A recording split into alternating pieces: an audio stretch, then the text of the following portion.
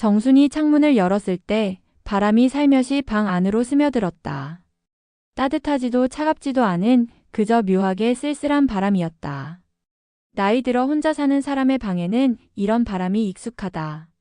따뜻한 날에도 어딘가 차갑고 햇살이 들어와도 고요하다. 방은 넓지 않았지만 정순에게는 너무 넓어 보였다. 정순은 78세였다. 거울을 보면 주름 사이로 지나온 세월이 고스란히 담겨 있었지만 그녀는 거울을 잘 보지 않았다. 거울을 보면 자꾸만 옛날이 떠올랐다. 남편과 함께 살던 시절 늘 나무처럼 단단하지만 그림자처럼 부드럽지 않던 남편. 남편은 감사도 칭찬도 미안하다는 말도 거의 하지 않았다. 그럼에도 정수는 그런 남자와 평생을 함께했다. 원래 시대가 그랬다. 남자는 말이 없었고 여자는 참고 살았다. 그러나 참고 사는 동안 마음은 조금씩 말라갔다. 소리 없이 부서져 갔다. 남편이 세상을 떠났을 때 사람들은 말했다. 그래도 많이 울었죠? 그래도 남편이잖아요. 하지만 정수는 이상하게도 울음이 나오지 않았다. 슬프지 않았던 것은 아니다. 단지 너무 복잡했다. 젊은 시절의 억울함, 포기했던 꿈, 누군가에게 사랑받고 싶었던 마음. 이 모든 감정들이 뒤섞여 흐릿한 회색빛으로 굳어 있었다. 남편의 장례식을 치른 뒤 다들 떠난 텅 빈 집에서 정수는 혼잣말을 했다. 당신 참 미운 것도 많았는데 그래도 같이 살았네. 왜 이렇게 허전할까? 정수는 남편을 사랑했는지 미워했는지 끝내 모르겠었다. 한 가지 확실한 건 누군가와 함께 있는 삶이 끝났다는 사실이었다. 딸 지연은 52세, 늘 바쁘고 늘 피곤했다. 지연은 효녀의 의무감은 있었지만 정순의 삶을 이해하는 마음은 없었다. 가끔 찾아오기는 했지만 엄마 약은 잘 먹어? 밥은? 형식적인 안부만 던지고 잠깐 머물다 다시 떠났다. 정순도 알고 있었다. 사람에게는 각자의 인생이 있다는 것을, 자식이 부모의 외로움을 완전히 채워줄 수도 없다는 것을. 그래서 외로워도 말하지 않았다. 원망도 하지 않았다. 그저 그러려니 했다. 하지만 정순의 마음은 오래전부터 작은 틈이 생겨 있었다. 그 틈으로 누군가와 함께 걷고 싶다는 소망이 바람처럼 스며들곤 했다. 의사는 큰 병은 아니라고 했다. 다만 꾸준히 관리할 수 있는 환경이면 좋겠다고 했다. 지연도 요양원을 권했다. 엄마 혼자 있으니까 자꾸 넘어지고 그러잖아요. 요양원에 잠깐만 있어요. 나도 일해야 하니까. 정수는 잠깐이라는 말이 진심이 아니란 걸 알고 있었다. 돌봄은 생각보다 에너지가 든다. 그리고 지연은 자신만큼 타인의 삶을 안아줄 준비가 되어 있지 않았다. 그래서 정수는 말했다. 그래, 그럼 한번 가보자. 그렇게 요양원 생활이 시작됐다. 창밖에서 벌레 소리가 들렸다. 멀리서 간헐적으로 지나가는 자동차 소리가 들렸다. 그러나 방 안은 고요했다. 누워있는데 정수는 갑자기 젊을 때 들었던 노래가 떠올랐다. 결혼하기 전 친구들과 함께 밤새 수다 떨며 들었던 노래. 그때는 세상이 설렘으로 가득했던 시절이었다. 그땐 나도 예뻤지. 정수는 작게 웃었다. 그 웃음은 잠시 방 안을 따뜻하게 만들었다. 그러나 금세 사라졌다. 외로움은 사람이 늙었어도, 결혼했어도, 자식이 있어도 어디든 따라오는 그림자였다. 정수는 매일 정원 산책을 나갔다. 햇빛을 보고 바람을 느끼는 것만이 정순이 하루 중 유일하게 살아있는 느낌을 주는 시간이었다. 간호사들은 친절했지만 그들의 친절은 직업적인 친절이었다. 아무리 포근해도 그건 가족의 손길이 아니었다. 정수는 벤치에 조용히 앉아 나무를 바라보곤 했다. 그때마다 마음속에서 이런 말이 떠올랐다. 그래도 나랑 이야기해줄 사람 하나 있었으면. 나이가 들어도 사람은 누구나 누군가에게 오늘 어땠는지 말하고 싶은 존재였다. 어느 오후였다. 햇볕이 부드럽고 바람이 산들거리는 날. 정순이 항상 앉던 벤치에 한 남자가 다가왔다. 저 여기 앉아도 될까요? 목소리가 참 좋았다. 낮고 따뜻하고 묘하게 편안했다. 정수는 순간 놀랐지만 곧 고개를 끄덕였다. 남자는 천천히 앉았다. 옷차림은 단정했고 표정은 부드러웠다. 자세에는 쓸쓸함과 온기가 동시에 있었다. 저는 윤호라고 합니다. 정수는 가볍게 대답했다. 정순입니다. 윤호는 웃으며 말했다. 이 시간에 여기 나오면 바람이 참 좋죠? 정수는 대답 대신 바람을 느끼며 말했다. 그러게요, 조용하고 좋아요. 둘은 더 말하지 않았다. 그러나 침묵은 어색하지 않았다. 마치 오래전부터 알고 지냈던 사람처럼 자연스러웠다. 그날 정수는 집으로 돌아오며 가슴 한쪽이 묘하게 따뜻해진 걸 느꼈다. 윤호와의 첫 만남 이후 며칠 동안 정순의 마음은 이상하게 들떠 있었다. 이 나이에 설렌다는 표현을 쉽게 쓰는 것은 좀 부끄러웠다. 하지만 마음 한구석이 평소보다 가볍고 따뜻해진 것은 사실이었다. 그러나 정수는 그 감정을 티내지 않았다. 나이가 들면 어떤 감정도 조심스럽게 다루게 된다. 젊은 날에는 찌릿한 감정 하나로도 돌진했지만 세월이 지나면 마음이 먼저 계산하고 몸은 천천히 움직이고 감정은 쉽게 드러나지 않는다. 그렇지만 마음이라는 게 참 이상해서 숨기려 하면 할수록 더 크게 뛰었다. 정순이 벤치에 앉아있던 어느 날 멀리서 누군가 그쪽으로 천천히 걸어왔다. 그는 윤호였다. 안녕하세요, 정순 씨. 정순은 놀란 듯 고개를 들었다. 예상하지 못한 인사에 한 박자 늦게 답했다. 아, 예. 안녕하세요. 윤호는 가벼운 미소를 지으며 말했다. 혹시 오늘도 같이 바람 쐬도 될까요? 정수는 너무도 자연스럽게 고개를 끄덕였다. 그게 마치 오래된 일상이었던 것처럼. 윤호는 천천히 벤치에 앉았다. 알맞은 거리, 부담스럽지 않은 자세. 누군가의 곁을 편안하게 만드는 사람은 나이를 떠나 드물다. 그날도 둘은 거의 말을 하지 않았다. 하지만 이상하게도 말없이 나무를 바라보는 그 시간이 정순에겐 요양원에서 가장 평온한 순간이었다. 윤호가 떠나고 난 후 정수는 자신도 모르게 벤치를 바라보는 습관이 생겼다. 오늘은 오려나? 기다린다는 감정은 오래전부터 잊은 감정이었다. 기대할 일이 별로 없었고 기회가 와도 설마 나에게? 라는 마음에 먼저 접어두며 살아왔다. 그러나 윤호를 떠올릴 때면 그런 부정적인 마음 대신 조심스러운 기다림이 생겼다. 그리고 그렇게 생각이 들 때마다 정수는 스스로에게 말했다. 내가 왜 이러지 이 나이에. 그 말은 타박도 아니고 부정도 아니었다. 그저 오래된 마음의 버릇이었다. 며칠 뒤 마침 가을비가 그친 다음 날이었다. 정순이 벤치에 앉자마자 윤호가 우산을 들고 나타났다. 비 그친 지 얼마 안 됐네요. 혹시 바람이 차가우면 말씀하세요. 정수는 고개를 끄덕였다. 그리고 문득 물었다. 여기 오래 계셨어요? 윤호는 웃으며 말했다. 조금 기다렸습니다. 정순의 가슴이 살짝 철렁했다. 저를 기다리셨어요? 윤호는 잠시 말을 고르다 조용히 답했다. 정순 씨가 바람 쐬러 나올 것 같아서요. 그 말은 큰 고백이 아니었지만 정순의 마음속에는 오래된 감정이 흔들렸다. 이 사람은 왜 이렇게 자연스럽게 다가오는 걸까? 그 질문은 설렘과 경계심 사이에서 반짝였다. 그날 윤호는 처음으로 자신의 이야기를 조금 들려주었다. 저는 아내를 오래전에 잃었습니다. 정수는 윤호의 목소리에서 아주 작은 떨림을 들었다. 사고였습니다. 그 이후로 혼자 지내다 보니 이렇게 요양원까지 오게 됐네요. 정수는 조심스럽게 물었다. 자식은요? 윤호는 씁쓸하게 웃었다. 있긴 합니다. 하지만 각자의 삶이 바쁘다 보니 자주 찾아오진 않죠. 그 대답은 정순의 마음을 이상하게 울렸다. 마치 자신의 이야기 같았다.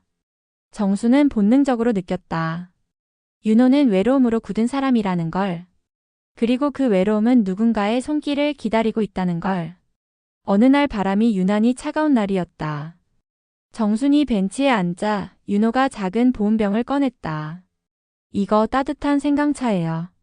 몸이 차가우시면 조금 드셔도 좋을 것 같아서요. 정수는 순간 말을 잃었다. 누군가가 이런 배려를 해준 것이 마지막이 언제였는지 기억도 나지 않았다. 조심스럽게 생강차를 한 모금 마시자 따뜻함이 몸을 지나 마음까지 스며드는 듯 했다. 고맙습니다. 윤호는 고개만 끄덕였다. 둘 사이를 감싸는 공기는 여전히 조용했지만 이제 더 이상 어색하지 않았다. 마치 오래전 잃어버린 감정을 서서히 되찾는 듯한 기분이었다. 정수는 문득 생각했다. 이 사람이 내 마음을 편하게 하는구나. 조용한 정원에서 둘은 자주 함께 있었다. 멀리서 보면 두 사람이 대화를 나누는 것처럼 보였지만 실은 말보다 침묵이 더 많았다. 그러나 사람들은 그런 침묵을 더 의미 있게 여겼다. 저 두 분 참 잘 어울리네. 볼 때마다 따뜻해 보이지 않아? 아이고 저 나이에 저런 사람 있으면 얼마나 좋아. 이런 말들은 장난처럼 오갔지만 정순의 귀에는 닿지 않았다. 하지만 윤호는 그런 시선들에도 크게 흔들리지 않았다. 그는 자연스럽고 담백하게 정순 곁을 지켰다. 매일 오후 2시. 정순은 슬리퍼를 신고 복도를 걸었다. 딱 그때쯤이면 윤호는 정원에 나와 있었다. 두 사람이 나누는 대화는 나이를 잊게 할 만큼 순수했다. 오늘은 바람이 좀 세네요. 저 나무는 잎이 많이 떨어졌네. 새가 참 조용히 울어. 참 이런 시간이 좋네요. 기억에 남을 만한 특별한 대화를 나누진 않았다. 대신 서로의 고요를 공유했다. 그리고 어느 날 정수는 깨달았다. 이 사람과 함께 있는 동안 나는 외롭지 않다. 그 사실은 오래된 삶에서 처음 찾은 감정이었다. 그 감정은 늙은 마음의 틈 사이에서 새싹처럼 조용히 돋아났다. 지연은 오랜만에 요양원에 왔다. 정순이 정원 벤치에서 윤호와 함께 있는 모습을 보자 얼굴이 굳었다. 두 사람이 가까운 거리에서 고요하게 앉아있는 모습은 지연에게 설명할 수 없는 불편함을 주었다. 지연은 가까이 와서 물었다. 엄마, 이분 누구세요? 정수는 조금 당황하며 말했다. 그냥 같이 앉아서 이야기 나누는 분이야. 윤호도 조용히 인사했다.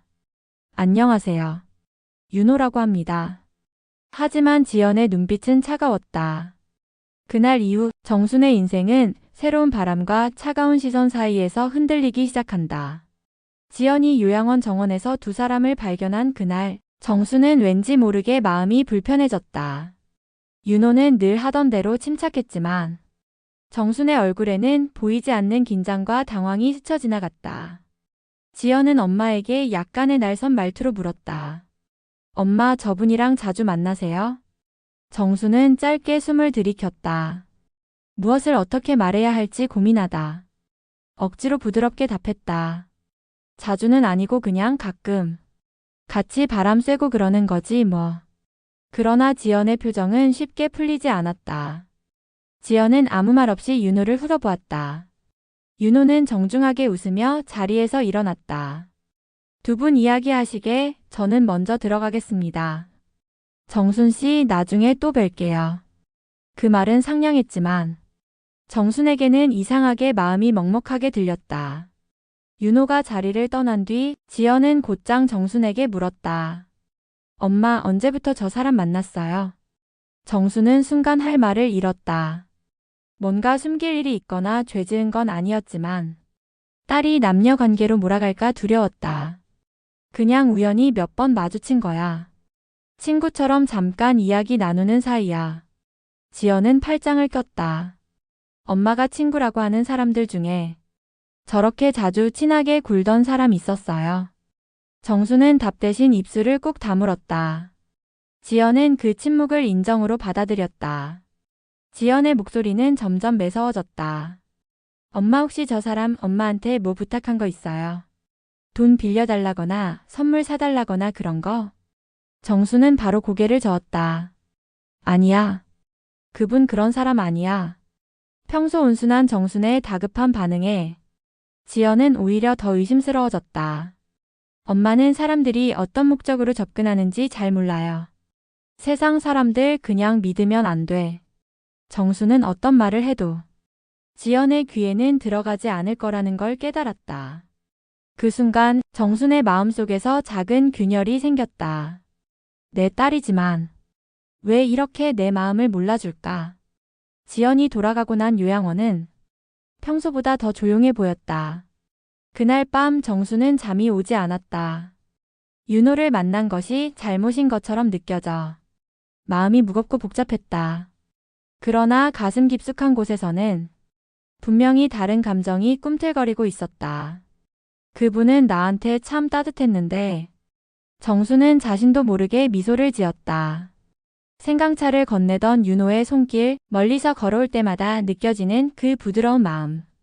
오래된 외로움을 조심히 어루만져주는 듯한 그 기운. 이 모든 것들이 정순의 늙은 가슴을 조용히 데웠다. 정수는 마음속으로 중얼거렸다. 나도 조금은 행복해지고 싶었나 봐. 다음날 오후. 정수는 평소보다 늦게 정원으로 내려갔다. 지연의 말 때문에 마음이 복잡했기 때문이다. 그런데 벤치에는 이미 윤호가 앉아 있었다. 그는 정순을 보자마자 살짝 미소를 지었다. 어제 따님 오셨더군요. 정수는 놀라 멈칫했다. 아, 네. 윤호는 잠시 말없이 바람을 보다가 차분하게 물었다. 무슨 일 있으셨나요? 정수는 한참 침묵하다. 솔직하게 털어놓았다. 우리 지연이가 당신을 의심하는 것 같아서 저도 괜히 마음이 조심스러워졌어요. 윤호의 얼굴에 잠시 슬픔 같은 표정이 스쳤다. 그러나 그는 억지 웃음이 아닌 진심 어린 미소로 말했다. 그럴 수 있죠. 딸이니까요. 정수는 순간 가슴이 뭉클해졌다. 누군가의 마음을 이해해주는 사람이 있다는 것, 그 자체가 위로였다. 그날 윤호는 조금 더 깊은 이야기를 꺼냈다. 전 애초에 누구와 특별한 관계를 만들 생각은 없었습니다. 정수는 조용히 윤호의 얼굴을 바라보았다. 윤호는 말을 이어갔다. 나이가 드니까 가까워지는 게 오히려 부담스러울 때도 많더군요. 함께 지낸다고 해서 행복만 있는 것도 아니고. 그 말은 마치 정순의 마음을 들여다본 듯 했다. 그런데 정순 씨를 보면 그냥 마음이 편해지고 조용해지고 이상하게도 숨쉬기가 쉬워집니다. 정순의 눈이 흔들렸다. 자신을 보고 다른 사람이 편안함을 느낀다는 말은 평생 들어본 적 없는 말이었다. 그 순간 정수는 스스로 놀랄 만큼 강하게 가슴이 뛰었다. 정수는 두 손을 꼭 쥐었다. 나이가 많아도 가슴 속에서는 젊은 날의 감정들이 되살아났다. 하지만 동시에 겁도 났다. 내가 이런 감정을 느껴도 되는 걸까? 정수는 머뭇거리며 말했다. 저는 그냥 당신과 있으면 마음이 편해요. 그게 다예요. 윤호는 고개를 끄덕였다. 그거면 충분합니다. 때로는 큰 고백보다 이런 작은 말들이 더 마음 깊이 남는다. 둘의 관계는 조용했지만 요양원은 작은 마을과도 같았다. 정순 할머니랑 윤호 할아버지 두 분 요즘 참 가까워 보이네. 서로 마음 통하는가 봐. 봄이 오긴 왔네. 대부분은 미소 섞인 농담이었다. 하지만 일부는 곱지 않은 시선으로 보기 시작했다. 저 나이에 연애라니 좀 그렇지 않나? 자식들 생각도 좀 해야지. 그런 말들은 천천히 정순의 귀에 스며들기 시작했다. 정순은 그런 말들을 들을 때마다 가슴이 조여왔다. 내가 잘못하고 있는 걸까? 하지만 벤치에서 윤호를 보면 그 모든 의심이 눈 녹듯 사라졌다. 윤호가 조용히 웃으며 건네는 말 한마디. 그것만으로도 정순의 하루는 따뜻했다. 며칠 뒤 지연은 다시 요양원에 왔다. 지연은 정순의 방에 들어오자마자 바로 물었다. 그 사람 오늘 또 만났어요?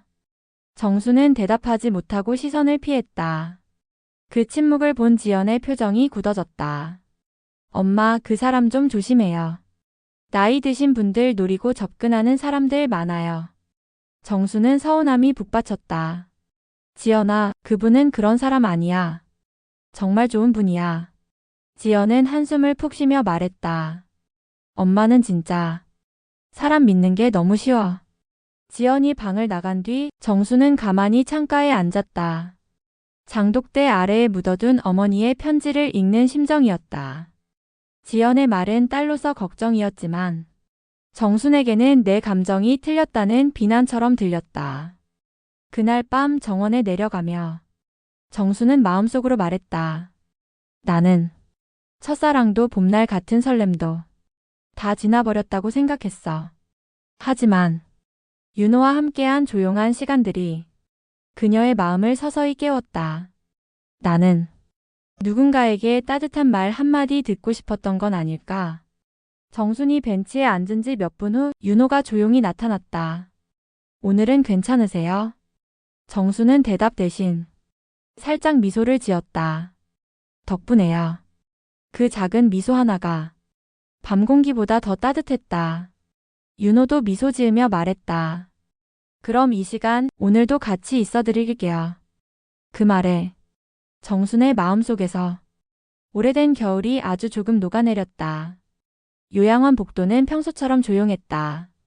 하지만 정순의 마음은 조용하지 않았다. 지연의 차가운 눈빛, 날 서린 말투, 보이지 않는 의심. 그 모든 것이 정순의 가슴을 조여왔다. 정순은 78세였다. 오랜 세월을 견디며 살아온 사람은 보통 마음이 단단하다고 생각한다. 하지만 사실 그 반대였다. 나이가 들수록 감정은 더 약해지고 외로움은 더 깊어지며 누군가의 말 한마디에 상처받는 일이 많아졌다. 그리고 그날 지연의 말은 유난히 날카롭게 꽂혀 있었다. 지연은 집으로 돌아가는 차 안에서 자신에게 되물었다. 엄마가 지금 연애 같은 감정 느끼는 건가? 저 나이에? 말도 안 돼. 그러나 마음 깊은 곳에서 지연은 자신이 그 감정을 인정하기 싫다는 것을 알고 있었다. 정순이 누군가에게 마음을 나눠준다는 사실이 불편했다. 자신의 세상에서 엄마는 언제나 약하고 보살펴야 하며 또 한편으로는 자신에게 늘 의지하는 존재였다.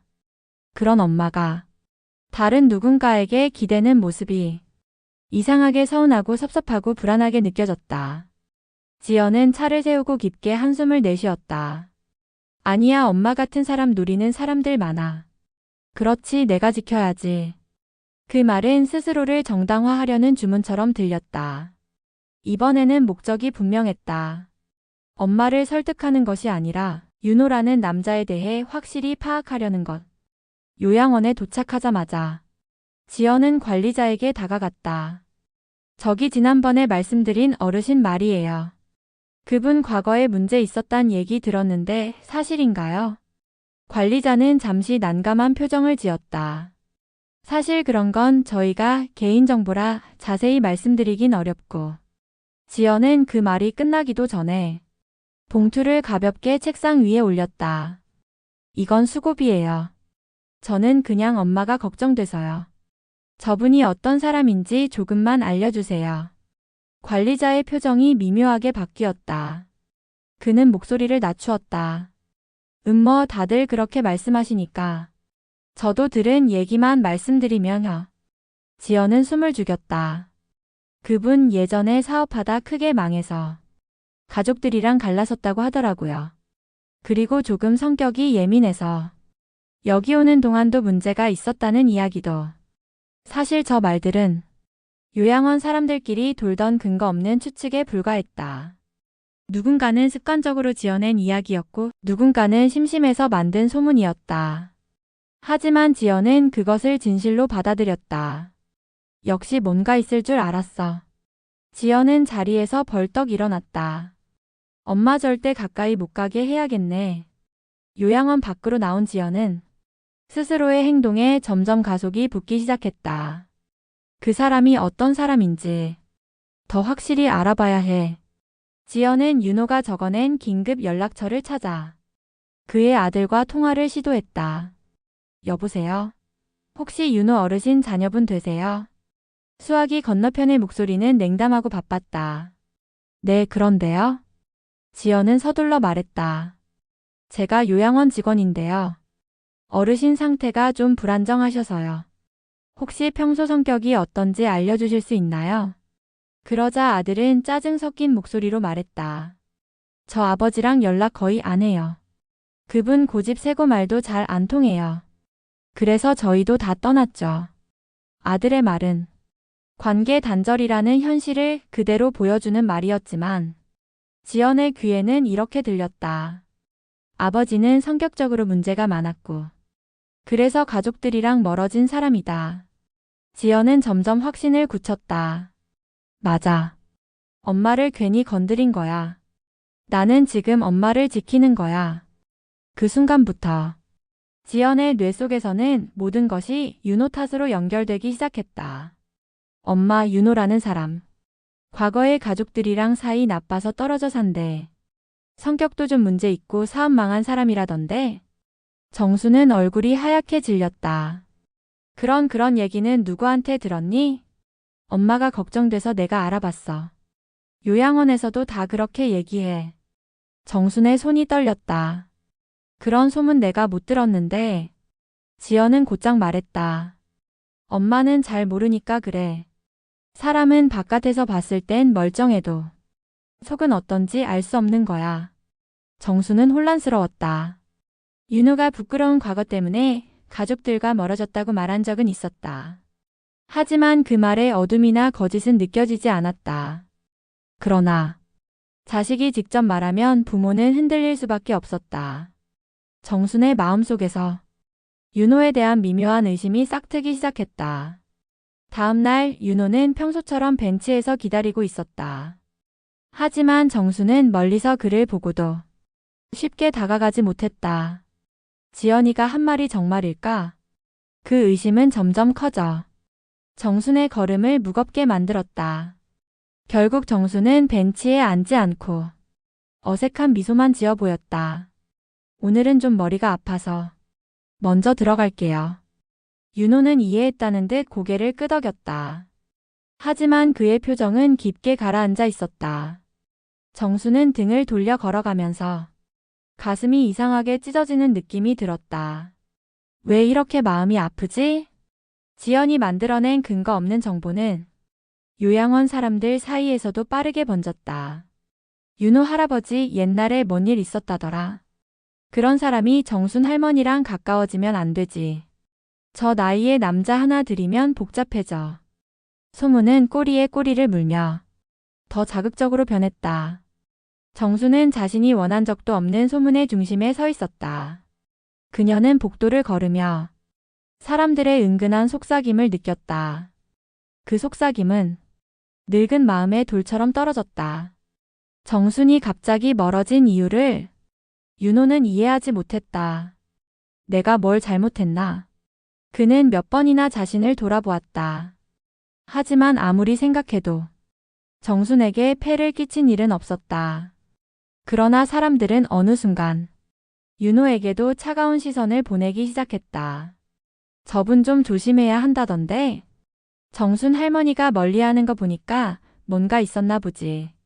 윤호는 알 수 없는 오해 속에서 조용히 상처받고 있었다. 며칠 동안 정수는 윤호를 피했다. 그 이유가 무엇인지 자신도 정확히 설명할 수 없었다.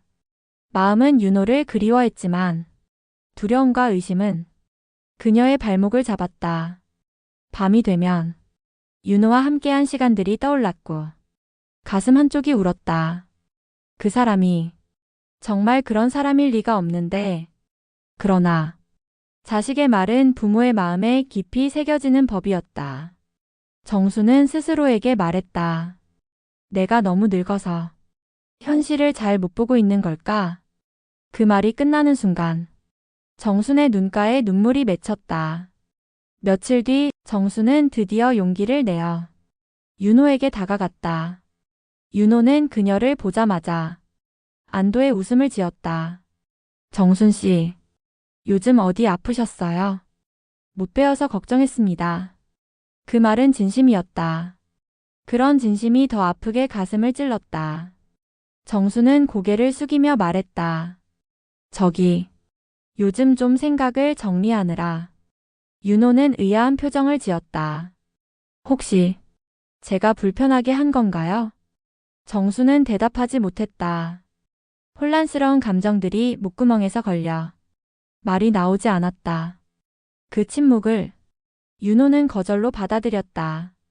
알겠습니다. 그의 목소리가 떨렸다. 정순 씨가 괜찮으시다면 저도 조금 거리를 두겠습니다. 그 말은 너무 조용해서 더 아팠다. 정순의 마음속에서는 무언가 크게 무너지는 소리가 들렸다. 아니야. 난 그런 뜻이 아닌데. 하지만 이미 말은 늦어버렸다. 윤호는 천천히 벤치에서 일어나 정원을 떠났다. 그 뒷모습은 한 번도 본 적 없을 만큼 쓸쓸하고 외로웠다. 정수는 한 걸음도 움직일 수 없었다. 윤호가 떠난 뒤 정수는 벤치에 혼자 앉았다. 바람은 평소와 같았지만 그녀의 마음은 전혀 같지 않았다. 어딘가 텅 빈 것 같고 공기까지 차갑게 느껴졌다.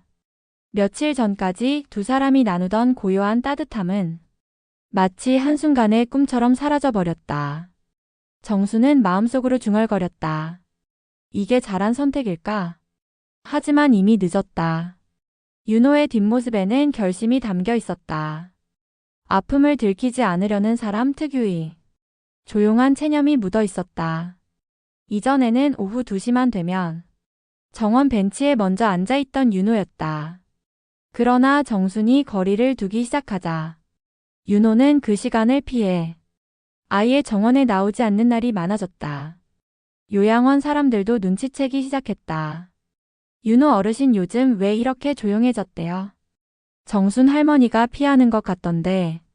아이고 괜히 정분 나기 전에 잘 됐지 뭐. 이런 말들은 정순의 마음을 슬픔과 죄책감으로 짓눌렀다. 어느 날이었다.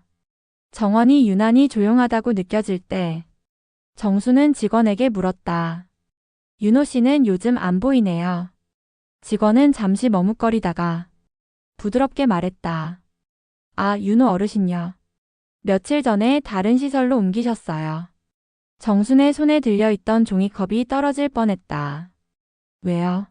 갑자기 왜요? 정확한 건 가족분들이 결정하신 거라서요. 그런데 많이 외로워하셔서 아마 조용한 곳으로 가고 싶어 하셨던 것 같아요. 정순의 가슴이 무너져 내렸다. 외로워서 옮기셨다고? 그 말은 마치 정순 자신의 마음을 후벼 파는 칼 같았다. 나 때문일 수도 있겠구나. 그날 밤 정순은 잠을 이루지 못했다. 윤호의 마지막 얼굴, 마지막 목소리, 눈빛 속에 담겨있던 단단한 슬픔이 떠올랐다. 며칠 후 지연이 찾아왔다. 지연은 윤호가 떠났다는 말을 듣고 오히려 안도한 듯 말했다. 엄마 잘 됐네. 그 사람 조금 수상했어. 정수는 고개를 푹 숙였다. 너 때문에 떠난 것 같아. 지연은 놀란 듯 웃음 섞인 목소리로 말했다. 엄마는 또 왜 그렇게 생각해? 내가 뭘 했다고 그래? 정수는 떨리는 목소리로 말했다. 내가 했잖아. 그분이 어떤 사람인지 문제 있는 사람이라고. 지연은 단호하게 말했다. 엄마 내가 한 건 그냥 엄마 챙긴 거야. 그 사람 과거에 뭐가 있든 없든 지금 엄마 같은 분들이 사기 많이 당한다고. 지연의 말은 정순의 마음을 더 무겁게 눌렀다. 정순은 벽을 바라보며 조용히 말했다. 나는 그 사람에게 따뜻함을 느꼈어. 지연은 표정이 굳어졌다. 엄마가 아무리 그래도 그 나이에 감정 흔들리고 그러면 안 되는 거잖아. 그 말은 직접적인 비난이었다. 그 말 속에는 엄마는 사랑할 자격이 없다는 의미가 담겨 있었다. 정순의 눈에는 그 말이 깊은 상처로 남았다. 윤호와의 시간은 짧았다. 그저 벤치에서 나누던 몇 마디, 나란히 바라보던 바람, 생강차 한 잔. 하지만 정순의 인생에서 그 시간은 너무나 귀중했다. 남편에게 받지 못한 따뜻함, 자식에게 기대지 못했던 온기, 잃어버렸다고 생각했던 설렘. 그 모든 것이 윤호를 통해 짧게나마 되살아났다. 정수는 그 시간을 꿈이라고 불렀다. 그리고 지금 그 꿈이 산산이 깨져버린 것이다. 윤호가 떠난 뒤 며칠이 지나자 정수는 갑자기 식사를 잘하지 못했다. 잠도 들기 어려웠다. 가슴이 답답하고 숨이 차는 날도 있었다. 요양원 간호사는 말했고, 의사는 검사를 권했다. 스트레스가 많으셨던 것 같습니다. 그 말은 너무 단순했지만, 정수는 자신이 왜 이렇게 아픈지 알고 있었다. 윤호라는 사람을 억지로 지워내고, 마음속에서 막으려 했던 그 모든 과정이 정순의 몸을 서서히 무너뜨리고 있었다. 요양원 비상벨이 울리고 직원들이 뛰어왔다. 정수는 침대 옆 바닥에 쓰러져 있었다. 구급차 사이렌 소리가 울리고 병원으로 옮겨지는 동안 정순의 의식은 흐릿했다. 윤호 씨, 나는 왜 그분을 떠났을까? 그것이 마지막으로 떠오른 생각이었다. 병실에서 눈을 뜬 정수는 옆에 앉아있는 지연을 보았다. 지연은 울고 있었다. 그 모습을 보고도 정수는 미안함보다 허탈함이 먼저 들었다. 엄마가 왜 이렇게까지 아픈지 내가 왜 몰랐을까? 지연은 후회하는 듯 보였지만 그 눈물은 온전히 엄마의 아픔 때문만은 아니었다. 지연은 스스로의 두려움, 죄책감, 그리고 일어날지도 모를 모든 책임 앞에서 흔들리고 있었다. 정수는 조용히 말했다. 지연아, 나 괜찮으니까 울지 마라. 그러나 정순의 얼굴에는 더 이상 예전의 온화함이 없었다. 대신 깊은 피로와 지치고 무너진 마음이 있었다. 지연이 잠시 병실 밖으로 나갔을 때 정수는 침대 머리맡에서 울린 전화기 속 낯선 번호를 바라보았다. 여보세요? 망설임 가득한 목소리가 들렸다. 혹시 정순 씨 맞으신가요? 정수는 숨이 멎는 듯 했다. 윤호 씨? 전화 너머의 목소리는 너무도 약해져 있었다. 잠깐 목소리라도 듣고 싶어서. 정수는 눈물이 왈칵 쏟아졌다. 어디 계세요? 왜 아무 말도 없이 떠났어요? 윤호는 잠시 침묵하다. 조용히 말했다. 정순 씨가 날 피하는데 그 자리에 더 있을 자신이 없었습니다. 정수는 가슴을 움켜쥐었다. 그건 오해였어요. 내가 잘못한 거예요. 내가 당신을 밀어낸 거예요. 윤호의 목소리가 떨렸다. 저도 많이 보고 싶었습니다.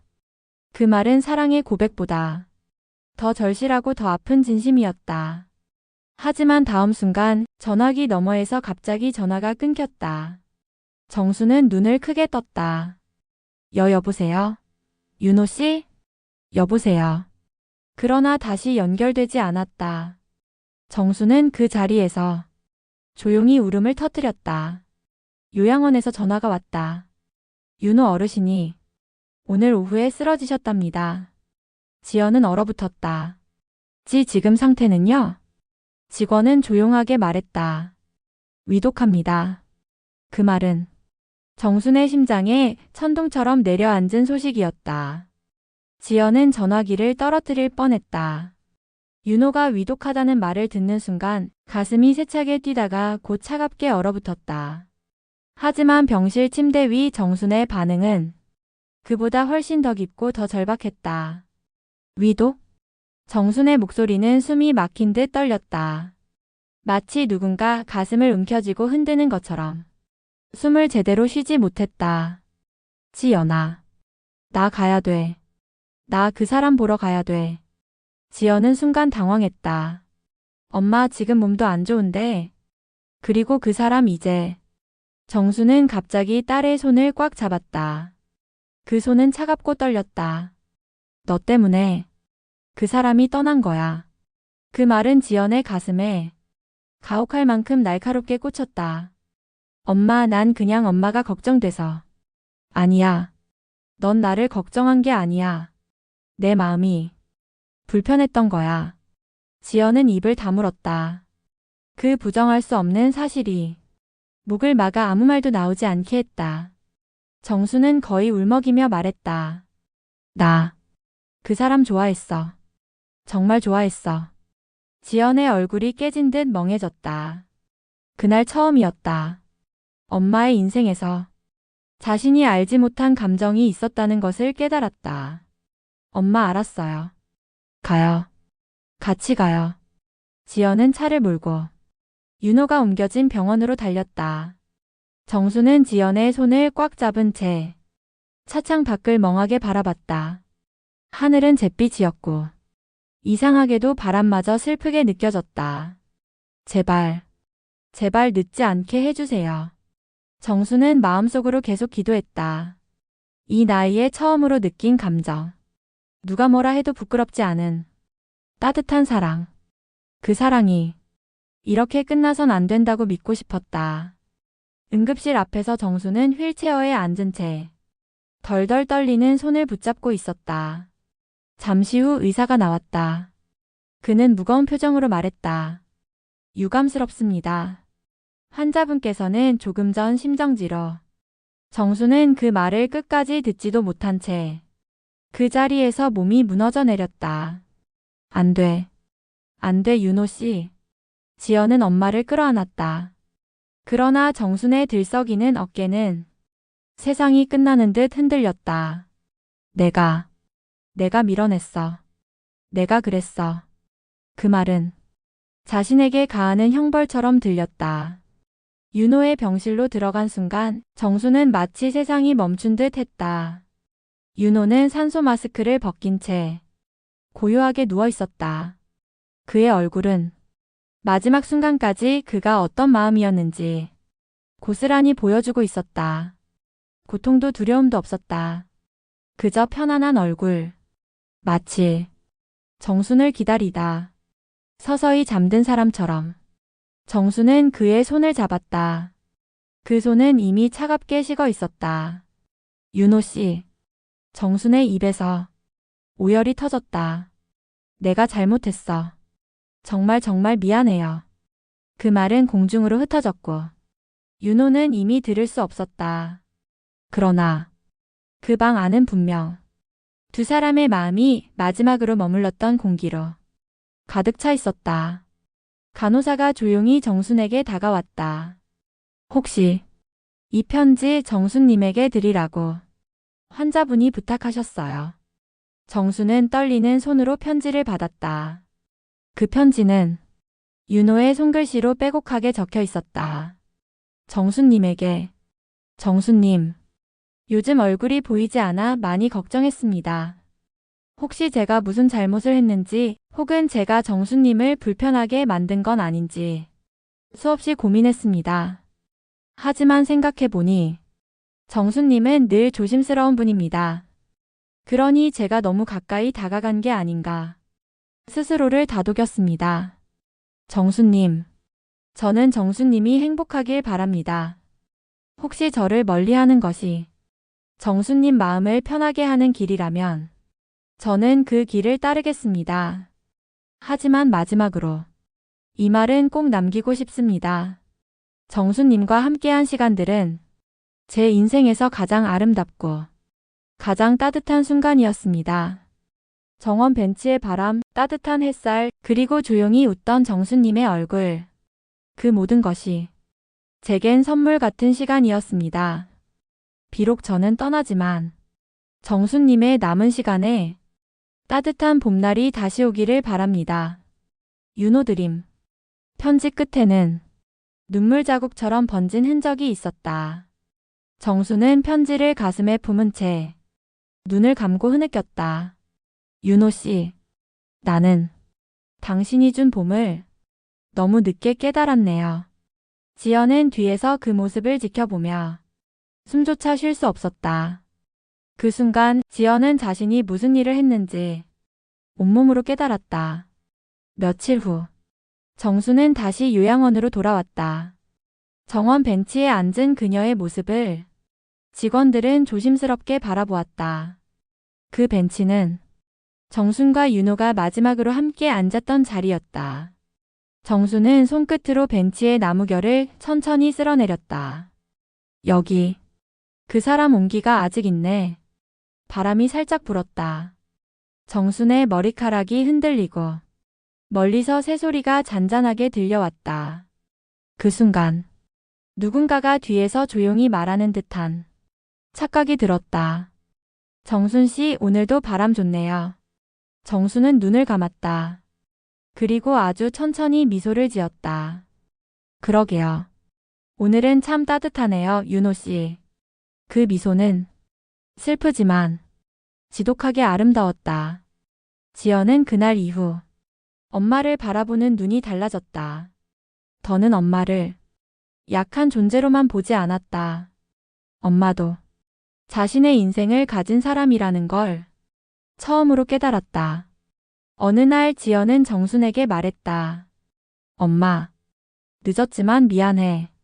정순은 지그시 딸의 손을 잡았다. 너도 엄마가 아파 보여서 그랬던 거 알지? 그 말은 용서였다. 그날 지연은 엄마의 등 뒤에서 눈물을 닦았다. 어느 따뜻한 봄날, 벚꽃이 느리게 흩날리는 오후, 정수는 조용히 벤치에 앉았다. 그리고 자신도 모르게 옆자리에 말을 걸었다. 윤호 씨, 오늘 바람이 참 좋네요. 당신이 좋아했던 그 바람이에요. 바람이 실처럼 지나갔다. 정수는 하늘을 바라보며 살며시 웃었다. 당신이 남겨준 봄. 이제는 혼자서도 천천히 느껴볼게요. 꽃잎이 흩날렸고 햇살이 부드럽게 그녀의 옆을 감싸 안았다. 그 순간 윤호는 비록 세상에 없었지만 정순의 마음에서는 따뜻한 봄날처럼 여전히 살아있었다. 그리고 그렇게 정순은 윤호의 마지막 사랑을 품은 채 남은 생을 천천히 조용히 살아가기 시작했다. 여러분, 오늘도 끝까지 시청해주셔서 진심으로 감사드립니다. 여러분의 따뜻한 관심과 응원이 이 채널을 이어가는 힘이 됩니다. 혹시 영상이 마음에 드셨다면 구독과 좋아요, 그리고 알림 설정을 부탁드려도 될까요? 작은 손길 하나하나가 큰 힘이 되어 더 좋은 이야기로 여러분을 찾아뵐 수 있습니다. 늘 건강하시고 다음 이야기에서 다시 인사드리겠습니다. 고맙습니다.